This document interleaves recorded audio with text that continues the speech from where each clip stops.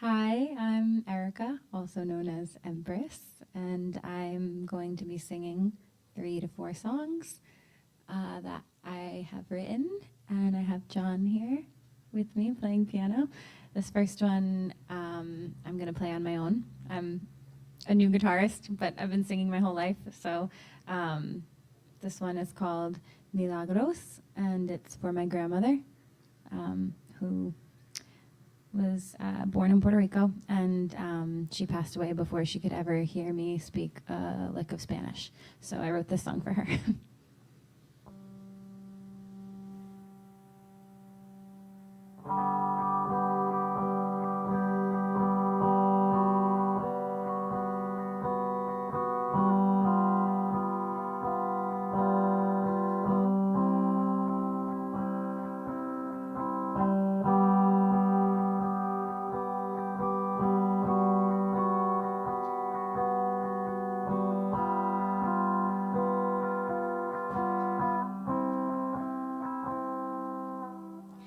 Mi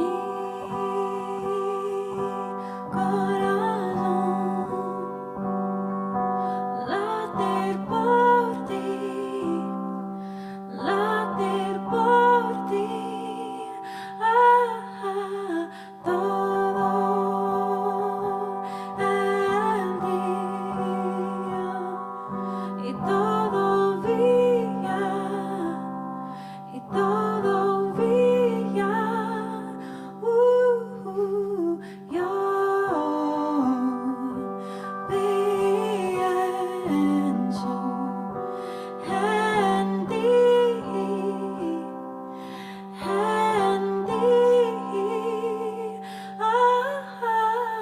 mi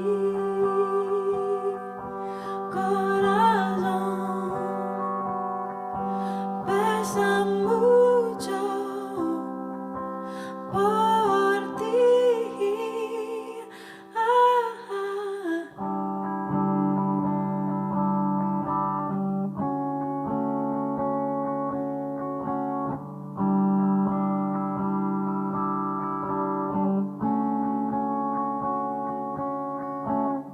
Tú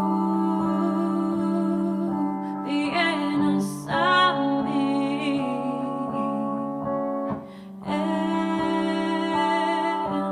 en mis sueños. Tú vienes a mí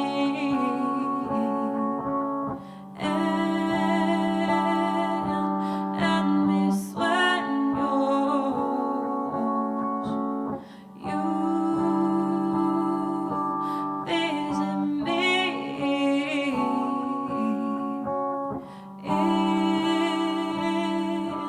in my dreams. Mi corazón latir por ti, latir por ti, todo el día y todo día y todo día. Yo pienso en ti, mi corazón pesa mucho por ti.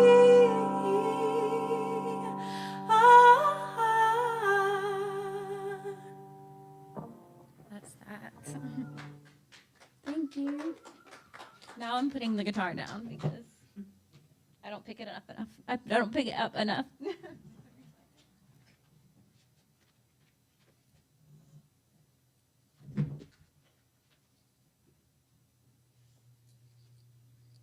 I don't know why I bring shoes every time I come to perform. I never want to wear them. All right, so this next song that we're doing is Musings of Worship. I wrote this as kind of just a gratitude practice for every time I perform. I just wanted something to ground myself and say thank you just for being alive. So.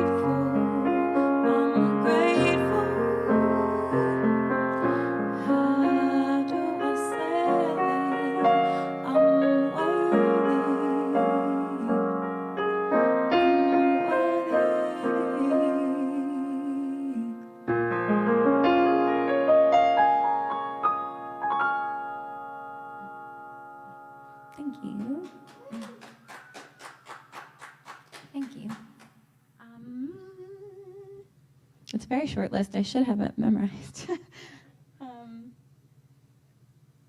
Make you happy.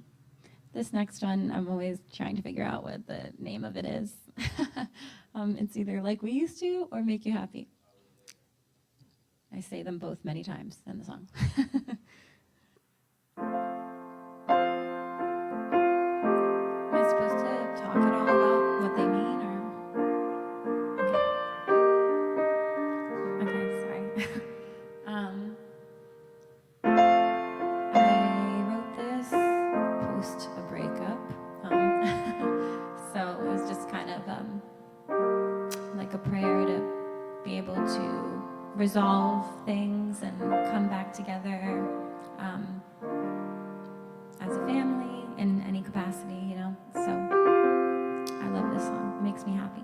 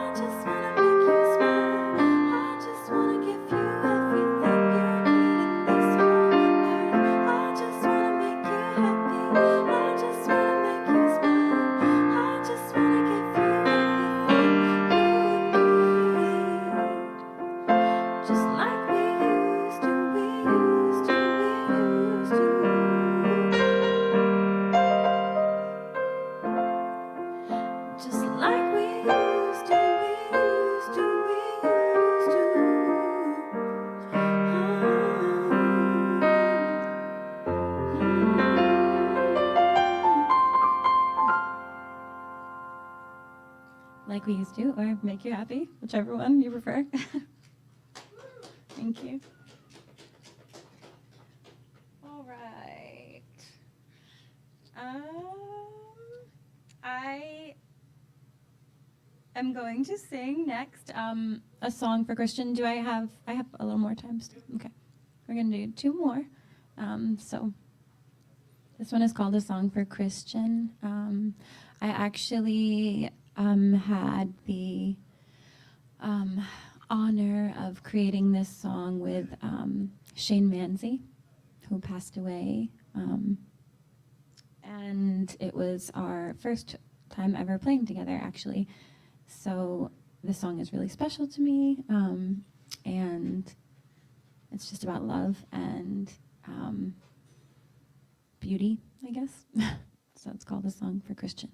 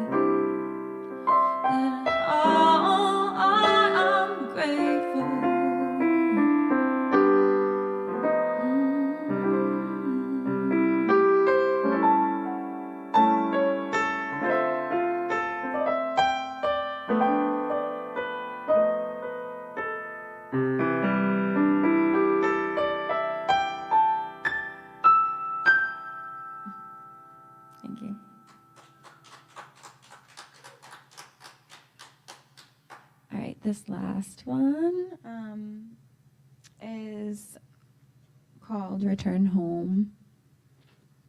I brought a lot of really soft stuff today. So I wrote this just from my travels, going from place to place, falling in love with random people way too easily, and realizing that I have to send them back home. Can't take them all with me. So this one is just inspired by that.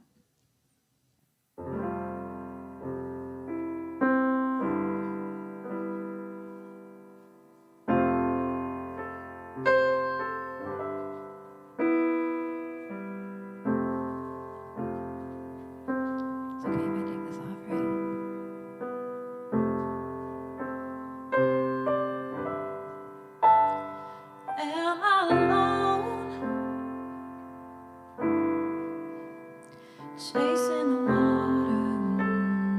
water, hunting for love, drifting out farther. I am a master of pouring it out, and I've been so thirsty, so thirsty. You don't lose people, you return them. You don't lose people, you return them. I can see starlight in your eyes. So how can I let go when you're so divine? 'Cause I am a master at pouring it out.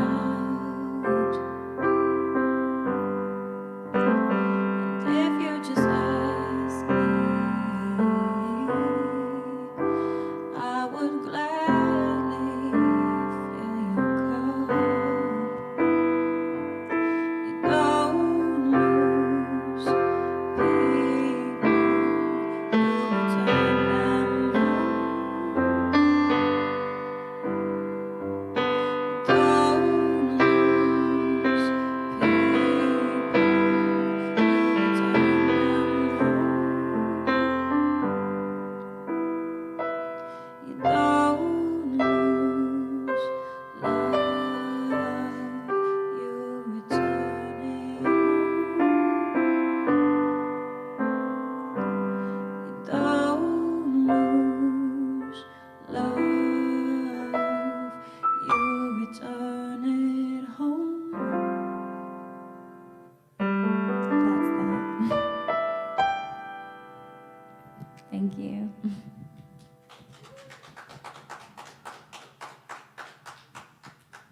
So that's all we got for the music tonight.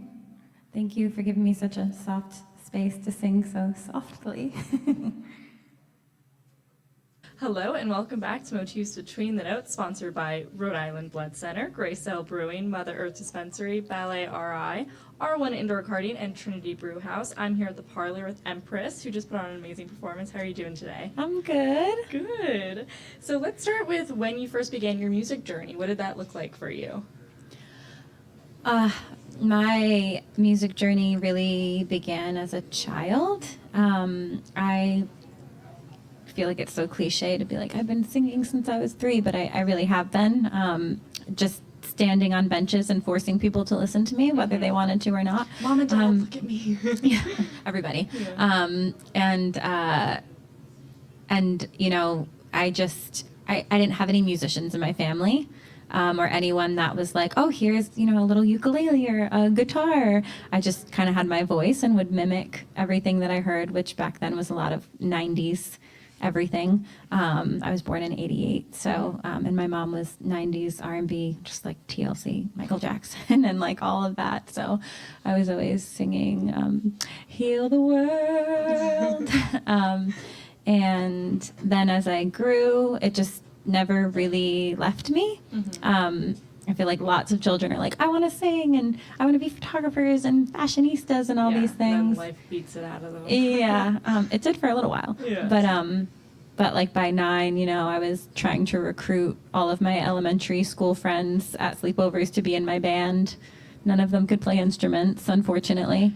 You mentioned how you just recently learned guitar. Did you know any other instruments? I didn't. Oh, okay. So you really counted on your elementary school friends to really come through. I really counted on them.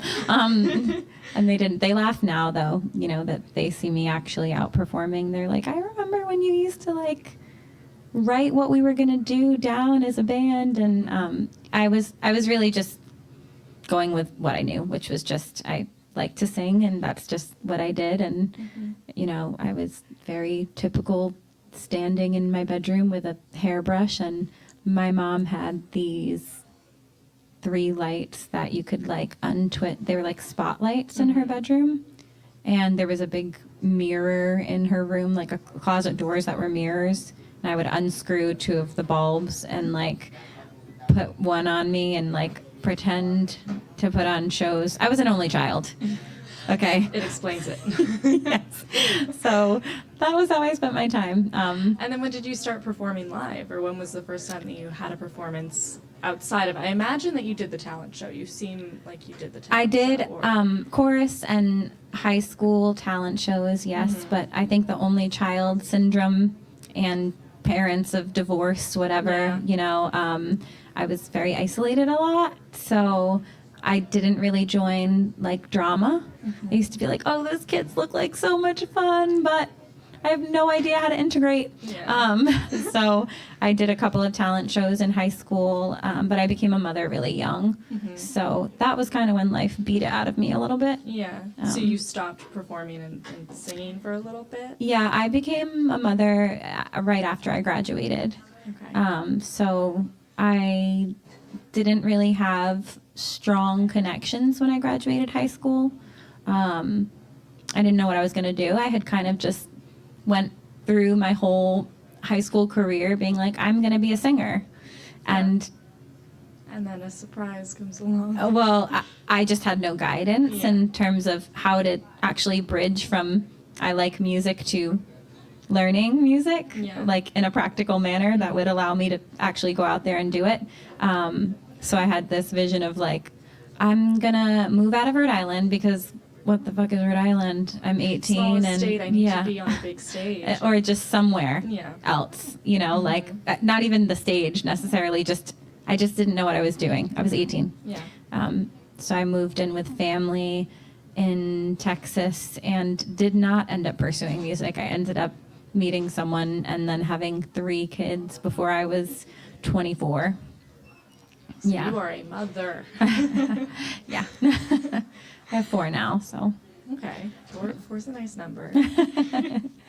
So, but you found your way back to music and performing. Yeah. So how long have you been doing this for, would you say, actively pursuing it? When I returned back to Rhode Island in 2013, that's when I kind of started to discover who I was again, after the experience of becoming such a young mother and kind of going through all these trials of survival and coming back home and seeing that everyone had kind of began their lives in a different way than I had. And I remember I met up with an old friend because I had pretty much been isolated while I was gone. I was in an abusive relationship, and it left me very isolated. So when I came back to Rhode Island, I remember meeting a friend, and he was a rapper. He was like, just pull up some YouTube beats and start writing songs. And I was like, what's YouTube? Because I had been so isolated. Like, that's how ridiculous it was. Yeah. So I did start doing that though, and It's just a reemergence of yourself. yeah, it just felt good to do that, and that's what I just kept doing. And then I started kind of going into different spaces and meeting musicians. Well, the first thing I did actually was New England's Got Talent. I signed up for New England's Got Talent, and How I was did. that experience? Honestly, I went to CCRI for music. I had started going to CCRI for music, so I had started kind of like taking the right, pathways to get where I thought I wanted to go, Yeah. And the audition was great. I was very proud of myself. I did Adele, One and Only, and then I decided to change the song last minute before the performance on like the day of the talent show. And it was the one and only time that my mouth actually completely went dry. I had heard, Nerves? Was it because I of guess nerves? nerves, yeah. I had heard of people talking about that. And I was like, no, that's so abnormal. You And never then know until it happens. I was like, I got up there and I was like, I legitimately can't sing right now. It was so awful. But it was a great lesson. Oh, no. I didn't win. Oh. So a really great Rhode Island resident won though. Even with the dry mouth, he didn't win. No. So you mentioned how you speak Spanish. I don't speak Spanish. You don't speak Spanish? No. Okay. I wrote that song to kind of honor my grandmother Okay. from Puerto Rico. How was it, typically speaking English and singing in English and speaking Spanish in the song?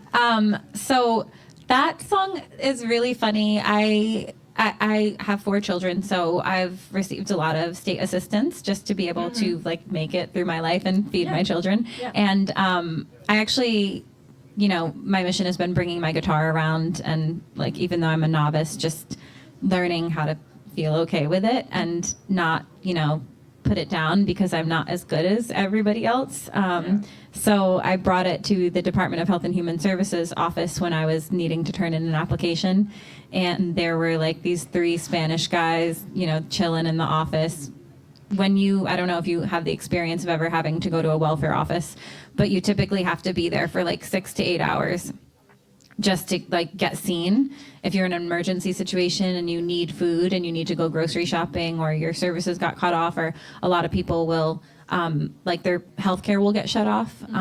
So they like when you go there, it's like this thing, like going to the DMV, but worse because you're asking for help. There's something worse than DMV? It's about the same, but the fact that you're there to ask for help, is what kind of hurts. Yeah. So there were these 3 guys there, and I was like, I'm just gonna, I can hardly play this thing, but I'm gonna bring it with me. And Would there you guys was like to see me perform? it wasn't even like that. It was just more of like, here's an instrument. Like I didn't have an instrument in my home, so like to even be able to carry one around is a privilege, and it's special.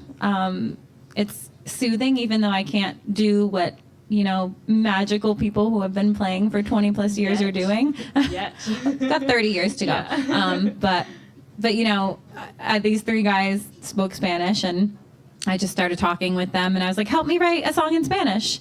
And so they helped me write that It was song. a collaborative experience. yeah. With And I was at like, the welfare office. Yep, Oh, yep. that's sweet. Did they like how it turned out? They did. I'm still in touch with one of them. So nice. yeah. That's awesome. I have to ask you about your name, Empress, your stage name. How did you come up with that? I know that your actual name is Erica. Yes. So you took the E and passed it on, but what else is there to the name? I actually did a Facebook name quiz in like 2013. It was really silly, honestly. I had like a whole manager, I was just at the time like hungry and like going everywhere and being like, I want to do music. I really need to do music. How do I do music? And like, what am I doing with my life? And then I met someone who was like, I can manage you. And he was like, we should think about a different name. What's your name going to be? And I was like, I don't fucking know what to name myself. This is ridiculous. Like I'm trying to like reform pressure. Erica into like Something that's not Erica. Ricka but- E. Yeah. Like what am I doing right now? Very airy. And ended up like doing a silly Facebook name quiz. It wasn't like one of those porn ones, Oh, okay. like the stripper names. Yeah, it wasn't like your street name and your first pet or something. Yeah. It was I've done like, this. I think we all have done something like that. It was like a game one. It was like a gamer thing, and it ended up being Empress of Whispering Fire.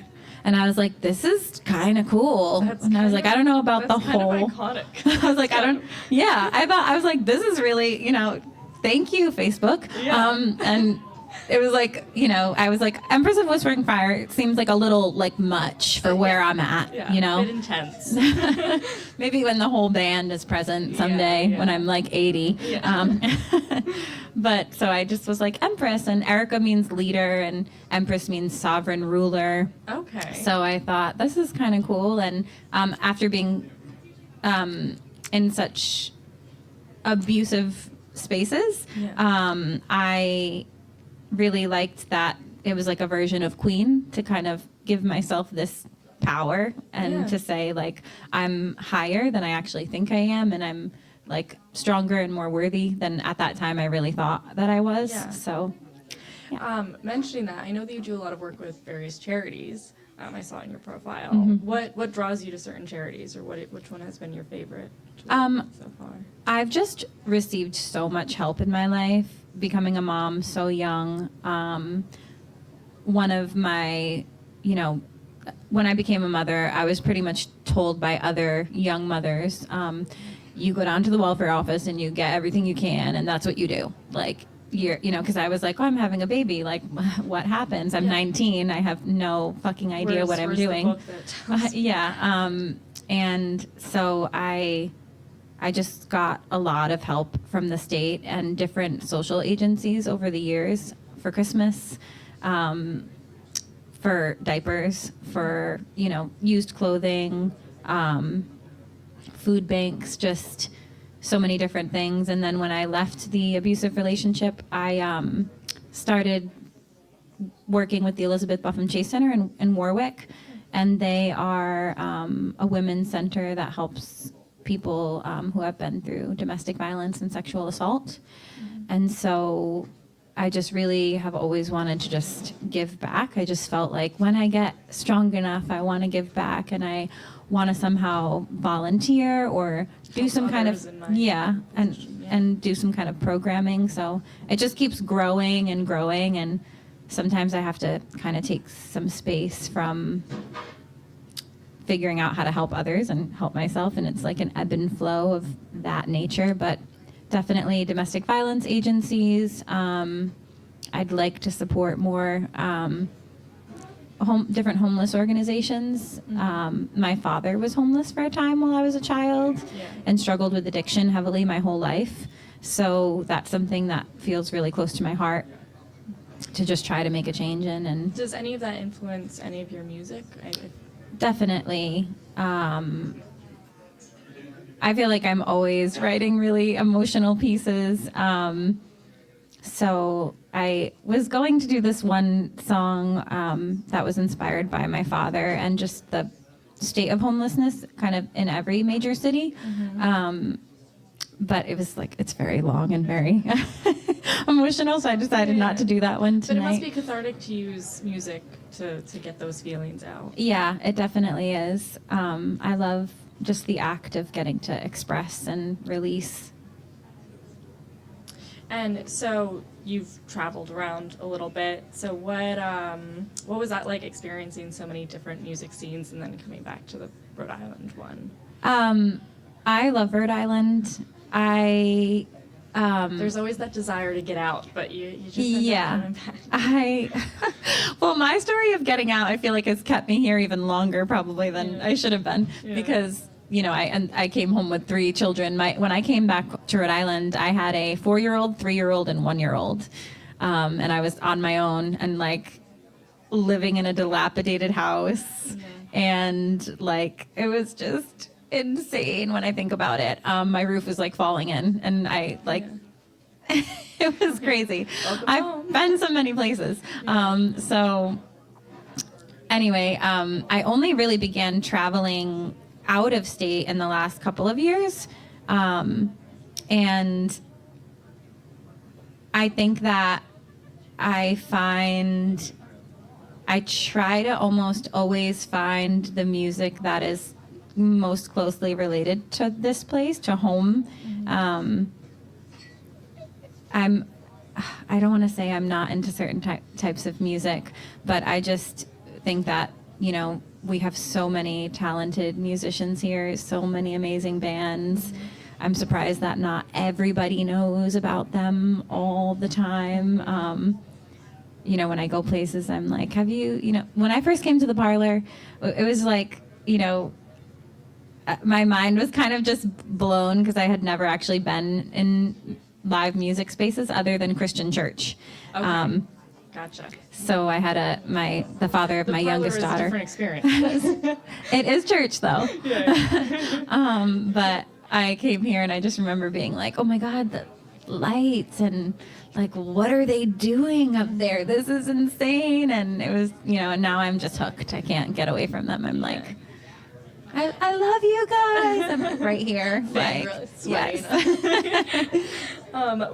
Who do you think inspires your music? Like, what musical inspirations do you take? I definitely grew up with a lot of, initially, Michael Jackson. I went to like a home babysitter, and her son was always playing Michael Jackson. Mm-hmm. So I just grew up with that initially. And then it was a lot of 90s R&B and, like I said, kind of like TLC pop stuff, Aaliyah. Have you taken any of that in what your music is today? I think initially I did. And then I started, once I actually got to start seeing and experiencing people who were playing instruments for 10, 15, 20, 30, 40 plus years, I kind of felt like that was, I don't want to diminish what had brought me to where I wound up, but that felt like real nourishment in a sense. So now I'm inspired by, jazz, and I'm inspired by classical opera, I'm inspired by jam bands and the Grateful Dead and yeah, and then I'm also turning on like the Regulators and Lauryn Hill, and so it's just a mixture of so much. Yeah. Do you have any upcoming shows that you'd like to shout out, or any releases coming up? So next year I'm working on my first showcase tour. I actually was awarded some grant funding from the Rhode Island Small Business Hub, which I'm really excited about, to kind of just help me solidify my business plans as a music artist. And I'm planning on doing 10 to 20 showcases of my original music to raise money for an album so that I can actually bring it to life within, the framework of an album. So that'll be all next year. That's awesome. Okay, Yeah. So we'll just keep an eye out for you next year. Yeah. Do you have social media handles or Spotify links or anything you'd like to? So I mostly use just my Instagram and my Facebook, which is I am Empress Music on my Instagram, and then Empress RI on Facebook. Okay. And that's pretty much it. So. Okay. Wonderful. Thank you so much for performing and talking to me Yeah, today. thank you. And thank you again to our sponsors, Rhode Island Blood Center, Grace L. Brewery, Mother Earth Dispensary, Ballet RI, R1 Indoor Karting, and Trinity Brew House. I'm Tess with Motif Magazine's Between the Notes, and thank you so much to the Parlour again, and we'll see you guys next time. Thank you.